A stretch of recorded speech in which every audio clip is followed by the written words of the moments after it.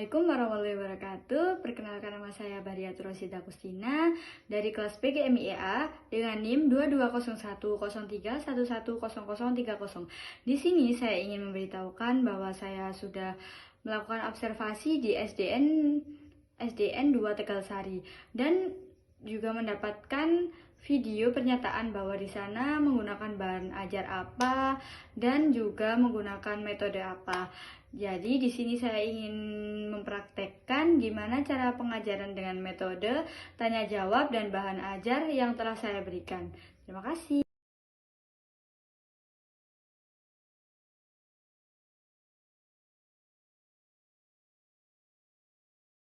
Assalamualaikum warahmatullahi wabarakatuh. Perkenalkan, nama saya Dian Fitri Fadila, guru kelas 5 di SD Negeri 2 Tegalsari, Kecamatan Kepanjen, Kabupaten Malang. Di kelas 5 tidak ada materi tentang puisi, adanya itu yang berhubungan dengan cerpen. Itu mungkin ada di tematik kelas 5 muatan pelajaran bahasa Indonesia. Itu menentukan ide pokok, menentukan kalimat utama dulu, menentukan ide pokok, kemudian memahami isi bacaan, dan yang terakhir adalah menentukan kesimpulan. Untuk menentukan bahan ajar yang saya gunakan pada saat saya mengajar bahasa Indonesia, materi menentukan kalimat utama, menentukan ide pokok, kemudian mengetahui isi suatu bacaan, dan menentukan kesimpulan suatu bacaan. Saya menggunakan cerpen atau mungkin ada teks eksplanasi yang saya ambil dari internet, atau mungkin anak-anak yang mencari sendiri dari artikel-artikel yang ada di koran maupun yang ada di majalah. Strategi yang saya gunakan di SD Negeri 2 Tegalsari ini, khususnya di kelas 5, adalah kelas yang saya ampuh, itu adalah strategi discovery learning atau penemuan terbimbing, atau nama lainnya juga penyingkapan pembelajaran. Kebetulan siswa yang saya ajar di tahun ini itu kebanyakan 50-50, di mana mereka memiliki kemampuan yang heterogen, yaitu antara 50% aktif dan 50% kurang aktif. Oleh karena itu, lebih menggunakan strategi discovery learning daripada strategi yang lainnya. Saya mengejak peserta didik saya untuk menemukan pengetahuan baru dari informasi yang sudah mereka ketahui sebelumnya. Kemudian saya di sini hanya membantu mereka untuk menarik kesimpulan dari apa yang sudah mereka gali dari informasi itu. Dalam melakukan pembelajaran di kelas, tentunya setiap hari itu terkadang saya ada yang mengalami kesulitan dan terkadang juga tidak mengalami kesulitan. Nah, untuk kesulitan pembelajaran yang berhubungan dengan mata pelajaran sastra, itu cenderung siswa saya itu lebih malas membaca. Terutama untuk siswa yang kurang aktif, mereka akan lebih sulit istilahnya memahami dalam isi bacaan. Solusi untuk mengatasi hal ini, sekolah kami khususnya di kelas saya itu membiasakan membaca atau berliterasi 10 menit sebelum pembelajaran dimulai.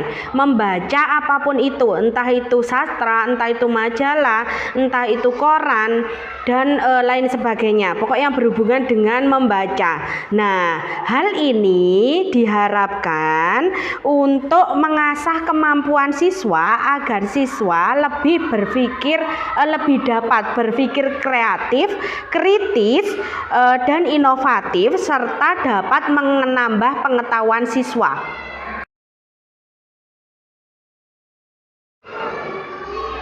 Baik, sudah saya katakan di awal tadi bahwa siswa di kelas saya itu heterogen, 50%-nya aktif dan 50%-nya kurang aktif. Nah, untuk siswa yang kurang aktif itu saya mengajaknya sering berinteraksi, entah itu berinteraksi dalam hal pribadinya, atau mungkin sering mengajaknya ngobrol untuk bertanya apakah pelajaran yang tadi saya terangkan itu dia memahami.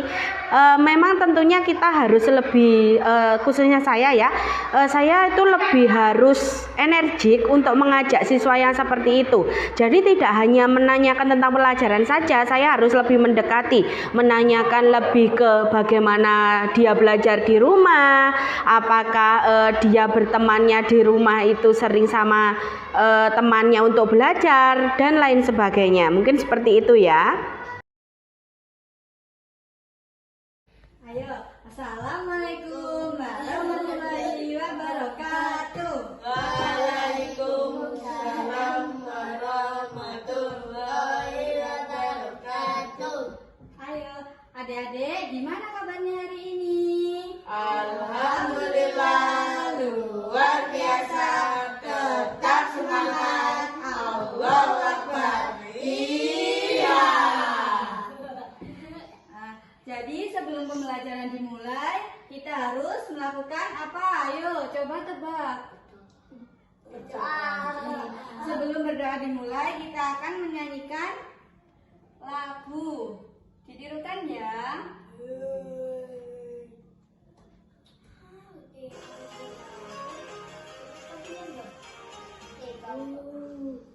Halo teman-teman semuanya, jumpa lagi dengan Miss Nova.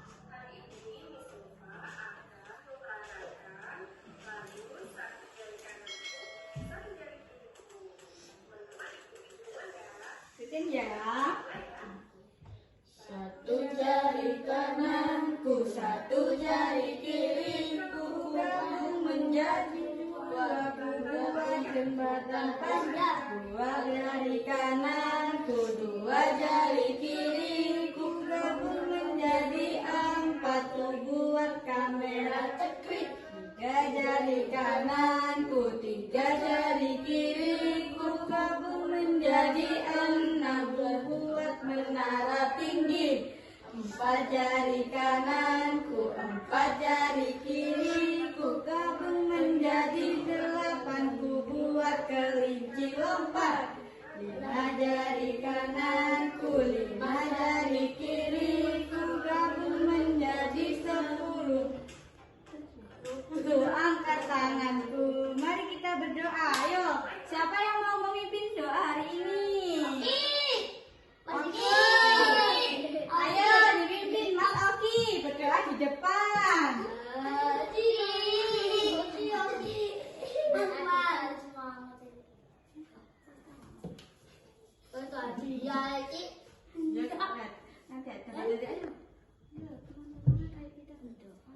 Teman-teman, mari kita berdoa.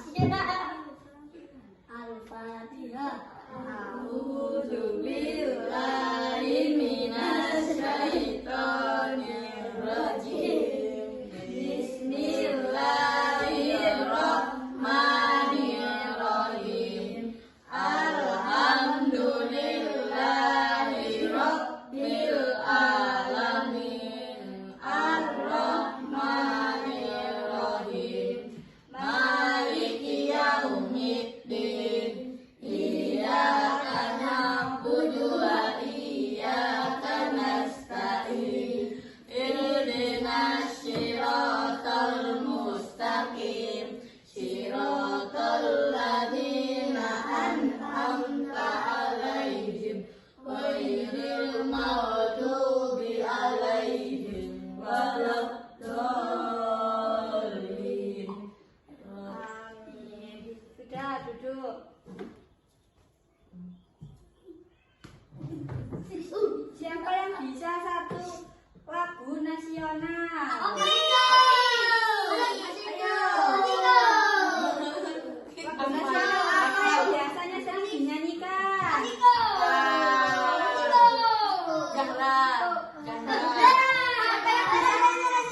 Siapa yang bisa lagu Garuda Pancasila? Ayo Mas Viko yang memimpin di depan.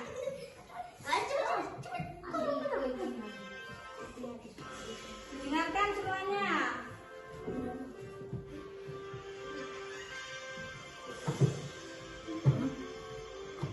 Nyanyi.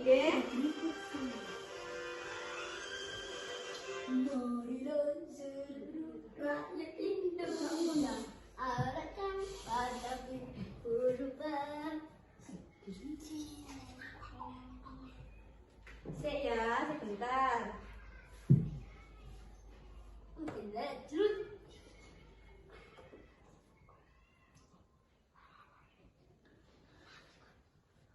Cek ya.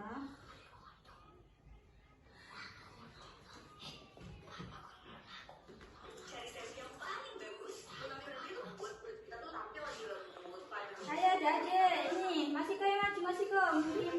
Anak-anak. Itu udah jadi.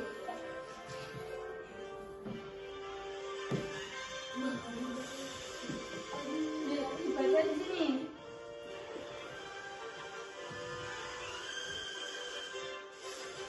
Garuda Pancasila, akulah pendukungmu, patriot proklamasi, sedia berkorban untukmu, Pancasila dasar negara, rakyat adil makmur sentosa, pribadi bangsaku. Ayo maju, maju, ayo maju, maju, ayo maju, maju. Sudah selesai ya. Adik-adik, sekarang kita mulai pembelajarannya ya. Di sini siapa yang udah tahu tentang dongeng? Saya Siapa? Dongeng itu apa? dongeng itu cerita yang tidak nyata. Nah, Atau disebut fabel. dongeng adalah cerita yang tidak nyata atau bisa disebut dengan fabel. Biasanya ini sering tokoh-tokohnya itu tentang hewan, cerita rakyat atau lainnya. Ayo. Nanti dibacakan ya, nanti saya bacakan terus sama yang mengamati ya. Siapa yang mau membaca di depan? Ya Mbak Ek yang membaca ya. Saya dengarkan. Di sini ada cerita dongeng yang berjudul Anak yang Menjadi Naga. Di suatu hari ada seorang ibu yang memiliki seorang anak laki-laki yang nakal. Namanya adalah Dang Kedunai. Mereka tinggal di daerah pantai. Ia jarang membantu ibunya bekerja di ladang. Selain malas, ia juga sering membantu ibunya dan selalu mengikuti kemauannya sendiri. Suatu hari, sang Kedunai mencari ikan bersama teman-temannya. Tiba-tiba, ia menemukan sebutir telur yang berukuran besar. Ia pun cepat-cepat pulang untuk memperlihatkan kepada ibunya. Lihat ibu, aku tadi di sungai menemukan telur sebesar bola sepak. Asik, telur ini akan aku rebus dan aku makan, kata sang Kedunai. Lalu ibunya berkata, jangan anakku, dekat ibunya ya, itu kemungkinan telur ular naga. Namun, Dang Kedunai tetap memakan telur itu. Tiba-tiba, setelah makan telur itu, datang ibu ular naga. Engkau telah memakan telurku, maka engkau akan menjadi seekor naga untuk mematikan anakku. Dang Kedunai berubah menjadi seekor naga raksasa dan kemudian tinggal di laut. Si ibu Dang Kedunai menangis histeris. Ia berlari ke arah pantai. Di sana ia melihat seekor naga besar muncul dari permukaan laut. Tingginya hampir setinggi pohon kelapa. Naga itu tampaknya bersedih dan menangis. Dari matanya menetes air mata. Itulah naga penjelmaan Dang Kedunai. Di sini adik-adik sudah paham apa judul dari dongeng ini? Anak yang menjadi naga. Siapa saja tokohnya? Ibu dan Dang Kedunai. Terus dengan ibu naga. Terus latarnya di mana? Latar tempatnya kapan? Pantai laut. Ya. Terus apa pesan moralnya? Membantah orang tua sering membuat hidup kita celaka. Ya, di sini adik-adik harus mengisi buat evaluasi ya. Diisi nama, kelas.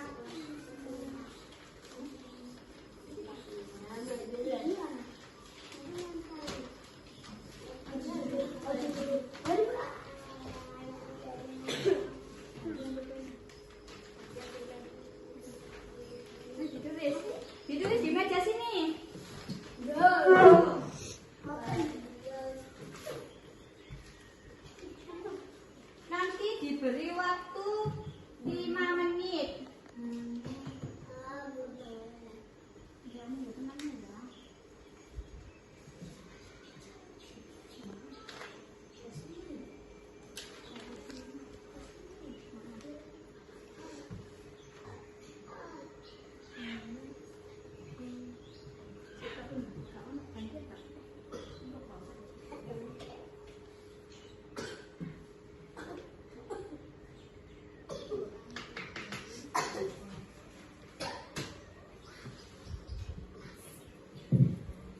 Mas Akmal bisa?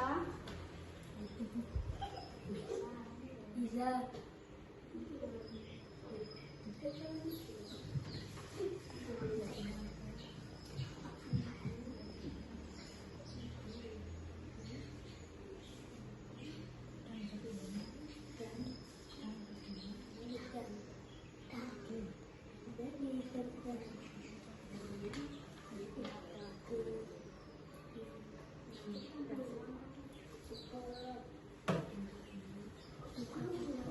Ayo.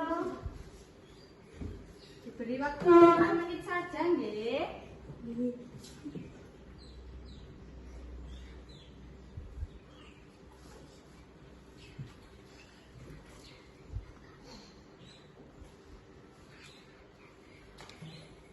Ayo dilihat di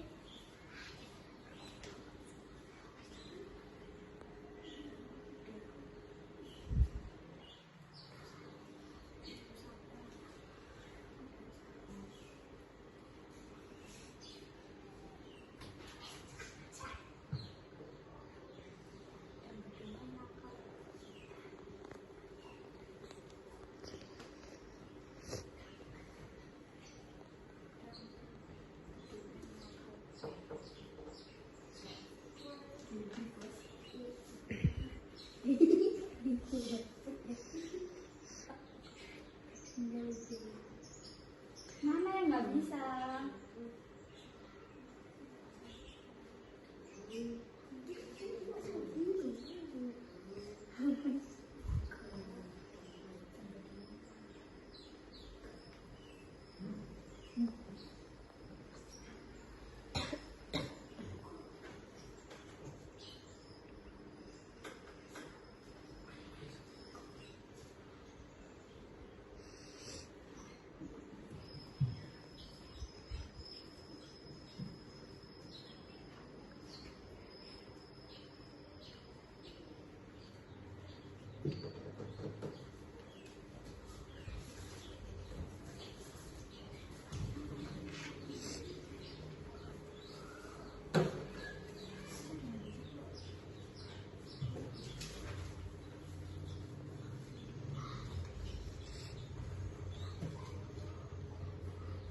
Sudah bisa tak?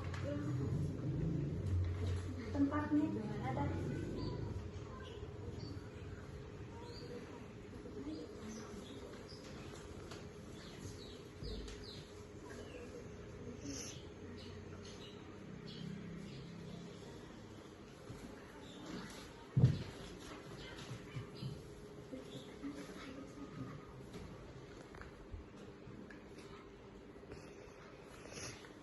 Hah? Sudah selesai?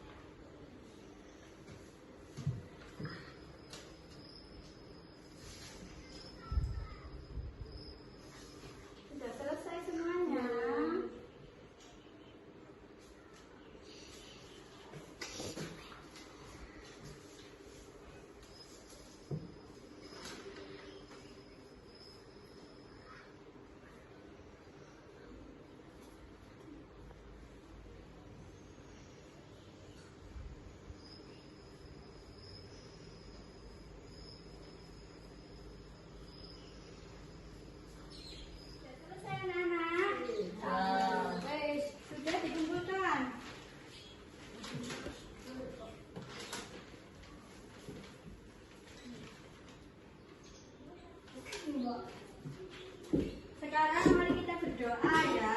Berdoa dipimpin siapa?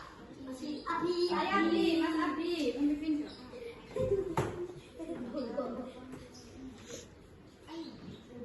Dipimpin doa apa? Mau pulang. Ayo, tangannya. Gimana? Bismillahirrahmanirrahim. Subhanakallahumma wa bihamdika asyhadu an la ilaha illa anta astaghfiruka wa atubu ilaik. Assalamualaikum warahmatullahi wabarakatuh.